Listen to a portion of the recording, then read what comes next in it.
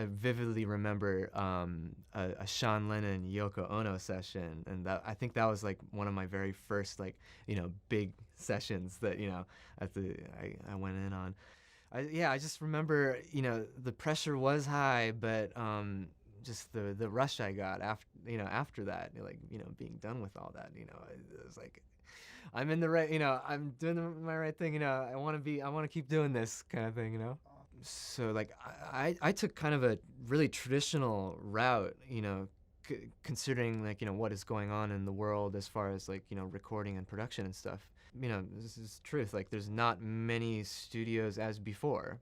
Here's a fact. Like especially in a city like New York and Manhattan, telling people like to do what I did. I can't really say that.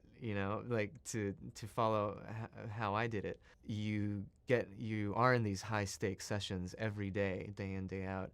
You are dealing with different people every day,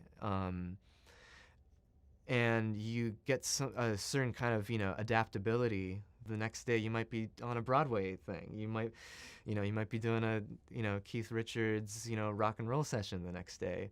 So adaptability became like kind of the name of the game for me. Just kind of being able to kind of make everybody happy. To know the right things to say to the right people.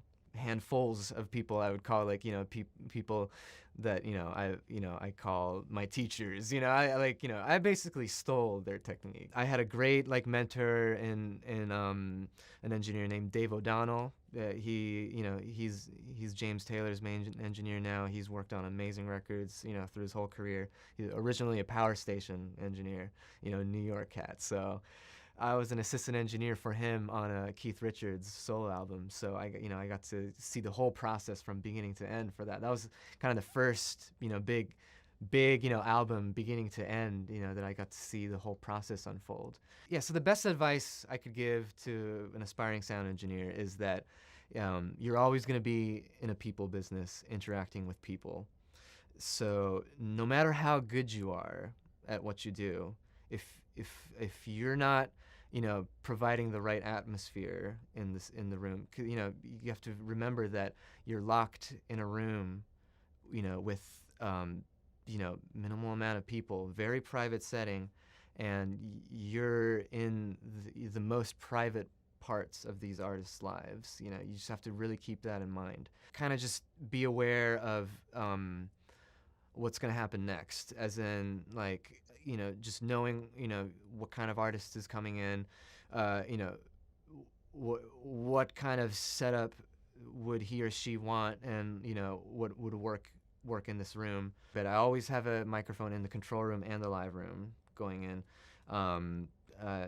ready, so that when inspiration hits, anytime, they're ready to grab a microphone and go at it. There's no glass in between you, and you get to get constant eye contact. I know exactly when he wants to punch in, which is great for rap parts, for rap. But yeah, like someone like Kendrick, he would he just sat on a couch in the control room and had a Sony C800 in front of him. I had a track in Pro Tools that I would just keep on making new playlists, as he recorded new material, and grabbing elements that we liked from it. It's a cool process because he's right next to you. As soon as he takes his headphones off, we're in front of the Pro Tools screen, and we're kind of comping as we go, applying different processes as we go. So it's nice. It definitely feels, again, if you feel like you're part of the band or something.